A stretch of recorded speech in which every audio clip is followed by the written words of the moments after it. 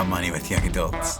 Honestly, it's a lot easier to talk about it with young adults because we don't have as much as real adults. Once you start to make money, it becomes harder and harder to talk about it. But it's essential that we talk about it early in adulthood so that we set ourselves up for healthy and holy practices with our finances for the long haul. Money is one aspect of our lives that can have far-reaching and major impact for better and for worse. It's funny to me that we don't publish things like our net worth on our Facebook profiles, yet we go to excruciating measures to make sure that people can roughly guess how much we're worth. We wear certain brands, we eat at certain restaurants, we go on certain vacations, drive certain vehicles, and name drop certain toys. Deep down, we want people to know what we're worth, even though we won't come right out and say the number. I love talking about money with young adults because I think it's one of the fastest and most honest ways to get into our heart. I've heard our pastors say that the two most honest profiles we have are our calendars and our bank statements. We go to extreme measures to edit and present certain profiles of who we are, but our calendars and bank statements probably give someone all they really need to know to see into our heart. Once people know where we invest our time and treasure, they know what's really important to us. This month, we're talking about the spiritual discipline of living within our means, aka budgeting. It's essential that young adults establish a budgeted lifestyle. In a generation burdened by student and credit card debt, the need to practice this discipline is even higher. Budgeting is simple to understand, but it's difficult to practice. The basic premise of living within our means is that we don't spend more than we make. Easy, right? I mean, what kind of wacko thinks that it's a good idea to spend money you don't have? Apparently, most of us. Almost all of us began adulthood with the belief that our education didn't need to be paid for at the time. Somewhere within the first few weeks of college, we were also given these magic pieces of plastic, either from our parents or from savvy debt companies, also known as credit card distributors. And we were taught to begin one of the most destructive habits of our generation, spending what we don't have. Proverbs 22 verse 7 tells us that the borrower is slave to the lender. And most of us began adulthood under the yoke of multiple lenders. As much as I love it, it's tough to talk about money. Lots of us feel like it's a taboo topic. We have no problem talking about other people's money, like what LeBron James makes from the Cleveland Cavaliers and Nike, but we'd be mortified if someone tweeted our own annual salary. We like to see the reports of the distribution of contributions for the charities that we support, but we would be beside ourselves if someone Instagrammed a pie chart of our expenses from the last month. We have to be more comfortable talking about money and acknowledging this aspect of our lives within the framework of other spiritual conversations. It's well documented that Jesus spent significant amounts of time and energy teaching on money. He talks practically about it. He talks about its utility and its dark side. But ultimately, like all of Jesus' teaching, he gets to the heart of the matter because money, like so many other things, is a matter of the heart.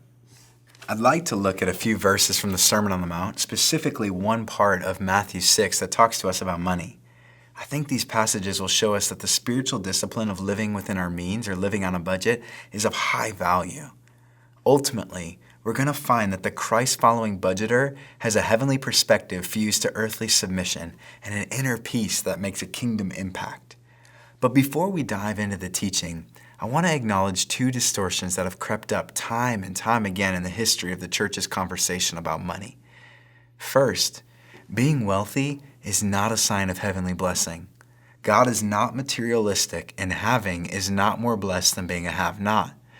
But second, at the other end of the spectrum, being poor is not more holy than being rich. There are no prerequisites to following Jesus, and the Gospels reveal that Jesus was irresistible to people of all socioeconomic levels. Often, following Jesus resulted in an outpouring of generosity, but Jesus never withholds the kingdom invitation from someone because of their economic income. So whether you make $10,000 a year or $100,000 a week, the call to live within your means is the same. The heart and lordship of the follower is more important than the bottom line. Which brings me to Matthew 6, 19 to 21. As young adults, we're told to value the things of the world and to satisfy our instant desires. New shoes, new phones, new clothes, new houses, new experiences, they all hold an immediate allure. But Jesus speaks against such immediate gratification when he says to lay up for yourselves treasures in heaven. The crux of his teaching comes in verse 21 when he tells us that our hearts and our treasures are bound. Where our treasure is, there our heart will be also. In Jesus' teaching, he says that the only destinations for the things of this world are destruction and theft. The things of the world will either break or be taken, but the things of heaven can be neither broken nor stolen. Remember that Jesus says that the heart and treasure are bound to one another. In other words, if your heart is set to the things of the world, then you're inevitably setting yourself up to have your heart broken or stolen. But if you orient your heart toward heaven, then nothing that you love will be broken or taken. If your heart and correspondingly your budget is heaven-focused, then all of your investments are secure. Jesus goes on in verse 24 to tell his followers that money is really a matter of lordship. All of us are following a system of values and rules. When we begin to follow Jesus, we align our values with his values and we begin to live by his rules. When we follow the promise of more dollars, more wealth, and more stuff, we follow the values and rules of the Western economic system. Jesus' economics and the Western economics are competing systems. We can't serve them both. We either love Jesus and are devoted to his system, or we serve the alternative.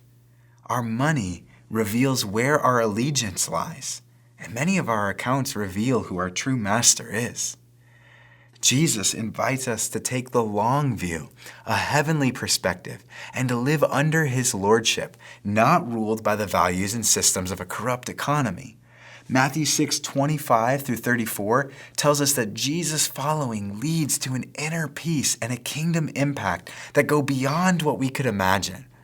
Jesus warns us not to be anxious and worried about the things of the world, what we'll eat, what we'll drink, and what we'll wear. He tells us that we're more valuable to God than we could possibly imagine, and then he invites us to invest our first and best into this kingdom project that he's initiated. When we learn to seek first his kingdom and his righteousness, he promises that all we need will be added to us. A heavenly perspective on our budgets inspires us to yield our resources to the one who meets our every need and brings peace to our soul. The discipline of living within our means looks totally different from what we see in the world.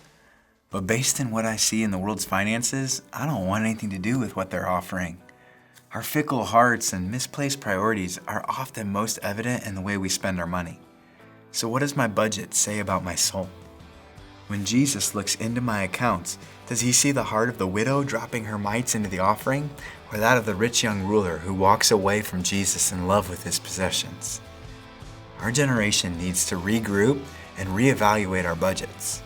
The slippery slope of consumerism will subtly capture another generation if we don't open our hearts to the lordship of Jesus in regards to our finances.